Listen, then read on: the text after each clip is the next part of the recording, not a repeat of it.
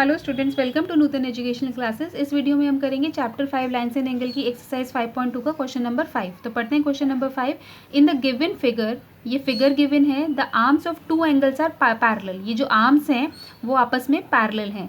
If angle A B C equal to 70 degree, ये given है angle A B C, then find angle D G C. ये वाला angle हमें find out करना है, angle D G सी, और दूसरे पार्ट में angle D E F. Angle D E F, ये दो एंगल्स हमें फाइंड आउट करने हैं। तो फर्स्ट पार्ट करते हैं। फर्स्ट पार्ट में देखो, ए बी एक आर्म है और डी ई एक आर्म है। इन दोनों, इसको मैंने आगे एक्सटेंड कर दिया इस वाली आर्म को, ए बी को, और ये जो बी सी आर्म है इसको मैंने पीछे की साइड एक्सटेंड किया। अब इसको इस तरीके से आप ऑब्जर्व करो कि एंगल, ये वाली जो arm, angle A B is parallel to angle D E. ठीक है, ये क्वेश्चन में गिवन है, two angles, arms of two angles are given. तो angle A B is parallel to D E, तो इसे लिखते हैं given A B parallel to D E. Okay, इसकी ट्रांसवर्सल लाइन कौन सी होगी? बी सी ट्रांसवर्सल लाइन होगी जो इन दो पैरेलल लाइंस को कट कर रही है। तो लिखते हैं B C is a transversal line.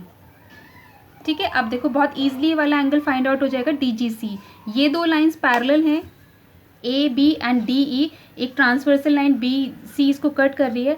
तो ये वाला एंगल इक्वल टू ये वाला एंगल होगा bye the property of corresponding angle. Corresponding angle की प्रॉपर्टी क्या होती है? जब दो लाइंस पैरेलल होती हैं और एक ट्रांसवर्सल लाइन पैरेलल लाइंस को कट करती है, तो जो सेम साइड और सेम प्लेस पे एंगल्स होते हैं वो इक्वल होते हैं by the corresponding angle property. तो इसे लिख लेते हैं, therefore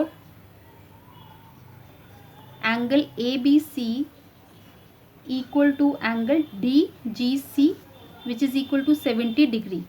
ठीक है, angle ABC equal to angle DGC equal to 70 degree. Bracket में लिखेंगे corresponding angles, corresponding angles. Okay, तो ये हमारा फर्स्ट इक्वेशन, इसको दे देते हैं। अब सेकेंड पार्ट करते हैं।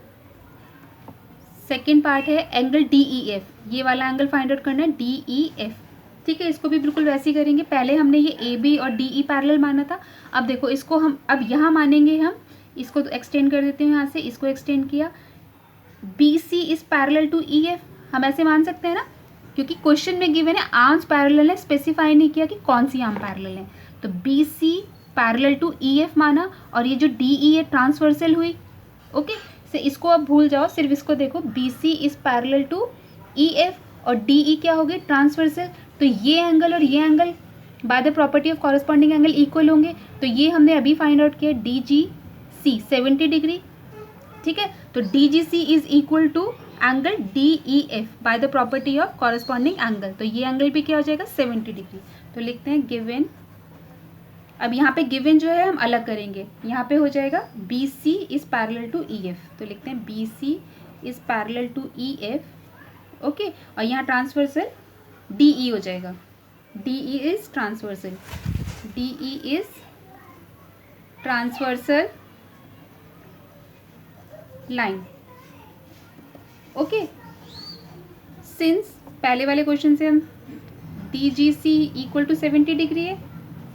ओके, तो therefore D G C equal to angle D E F, angle D E F equal to कौन सा एंगल हो जाएगा? 70 डिग्री। और ब्रैकेट में लिखेंगे bye the property of corresponding angle, by the property of corresponding angles. Okay, बहुत ही easy था ये वाला क्वेश्चन। नेक्स्ट करते हैं क्वेश्चन नंबर 6। क्वेश्चन नंबर 6 है, in the given figures below decide whether L is parallel to M.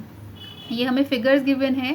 ठीक है, ये एल है और ये एम है, एक ट्रांसवर्सल लाइन है जो इन दो पैरेलल लाइन, इन जो दो लाइंस को कट कर रही है, और ये एंगल्स गिवन है। ठीक है, तो हमें इसमें बताना है क्या L is parallel to M है। तो यहाँ पे वही प्रॉपर्टीज़ जो हमने 3 पढ़ी हैं वो प्रॉपर्टीज़ यूज़ होंगी। तो सबसे पहले फिगर 1 को देखते हैं।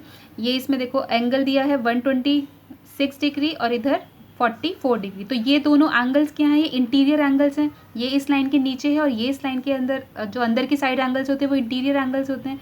तो ये लाइन कब पैरेलल होगी एल पैरेलल टू एम? जब इंटीरियर एंगल्स का सम जो होगा सप्लीमेंट्री होगा, मीन्स इंटीरियर एंगल्स का सम जो 180 डिग्री होगा। अगर ये 180 डिग्री आता है that means L is parallel to M. तो अब देखते हैं 180 डिग्री है या नहीं है। तो 126 डिग्री प्लस 44 डिग्री करते हैं तो it comes out to be 05671, ये 170 डिग्री आया। ठीक है, that means L is not parallel to M as the sum of two interior angles is less than 170 degree। ठीक है, तो इसका रीज़न लिख देते हैं, L is not parallel to M because sum of interior angle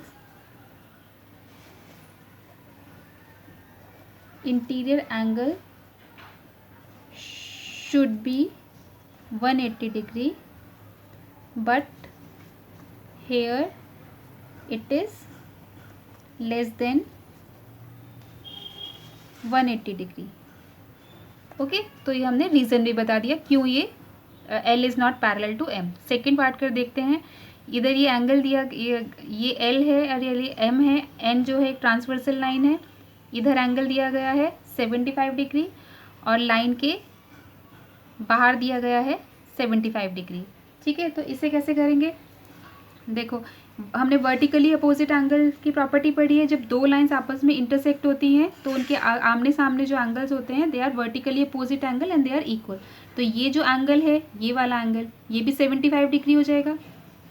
okay, अब देखो ये लाइन के अंदर है एंगल, ये लाइन के अंदर है, मीन्स दोनों इंटीरियर एंगल्स हैं, तो वही हम लगाएंगे जो फर्स्ट पार्ट में लगाया। अगर दोनों का सम 180 डिग्री आता है that means L is parallel to M, otherwise it is not parallel to, otherwise they both are not parallel. तो हम 75 डिग्री प्लस 75 डिग्री करते हैं, तो ये 75 degree plus 75 degree is 150 degree.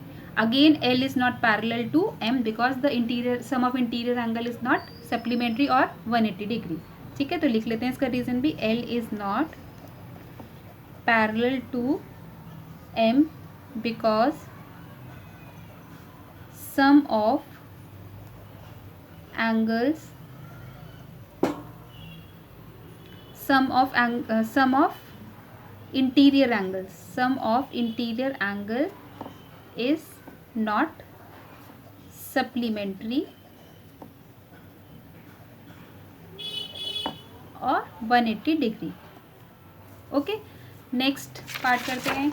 Next third part है, ये L और M हमें पैरेलल बताना है, N ट्रांसवर्सल लाइन है, यहाँ पे ये एंगल दिया गया है लाइन से ऊपर 57 डिग्री और लाइन से इधर ऊपर दिया गया अपोजिट साइड 123 डिग्री। ओके, तो अब इसको कैसे करेंगे, देखो ये वाला एंगल जो है वही हम वर्टिकली अपोजिट एंगल की प्रॉपर्टी लगाएंगे। ये दो लाइंस इंटरसेक्ट कर रही हैं आपस में, तो इसकी अपोजिट एंगल जो होगा वर्टिकली अपोजिट एंगल वो भी 57 डिग्री हो जाएगा। अब ये दोनों एंगल्स कौन से हो गए, इंटीरियर एंगल्स। ठीक है, तो वही हम प्रॉपर्टी लगाएंगे कि अगर इंटीरियर एंगल्स का सम इक्वल टू 180 डिग्री आता है that means L is parallel to M, otherwise it is not. तो हम पहले दोनों एंगल्स का सम निकालते हैं, 123 डिग्री प्लस 57 डिग्री, इसका आ जाएगा 0681। तो यहाँ पे जो है एंगल 180 डिग्री आ गया, that means L is parallel to M due to supplementary property of parallel lines। ठीक है, ब्रैकेट में लिखेंगे that is 180 degree. Okay, last part करते हैं, फोर्थ पार्ट। यहाँ पे इधर लिया गया है M के बाहर 72 डिग्री और इसके अंदर दिया गया है 98 डिग्री। ठीक है, तो यहाँ पे भी बिल्कुल वही प्रॉपर्टी लगेगी। पहले ये दो लाइंस देखो आपस में इंटरसेक्ट कर रही हैं, तो इसके वर्टिकली अपोजिट एंगल ये क्या हो जाएगा 72 डिग्री। ये दोनों इंटीरियर एंगल्स बन गए, तो इनका प्लस निकालेंगे, 98 डिग्री प्लस 72 डिग्री, ये आ जाएगा 170 डिग्री। ओके, तो 170 degree is less than 180 degree, means it is not supplementary, therefore L is not parallel to M। तो रीज़न लिख लेंगे, L is not parallel to M because sum of interior angles is not supplementary, is not supplementary or it is less than 180 degree. Okay, तो इस तरीके से ये है। यहाँ पे सारे क्वेश्चन इस लास्ट क्वेश्चन के पार्ट में, क्वेश्चन नंबर 6 के सब पार्ट में interior sum of interior property हमारे यहाँ पे प्रॉपर्टी लगी है कि इंटीरियर एंगल्स का सम जो है सब में वही चीज़ लगाई गई है। तो इस तरीके से क्वेश्चन नंबर 6 हमने सॉल्व किया है। अगर कोई भी प्रॉब्लम हो question number 5 and question number 6 में, if you have any doubts then you can write down in the comment section. Next video से हम स्टार्ट करेंगे next chapter, that is chapter number 6 triangles. Thank you for now.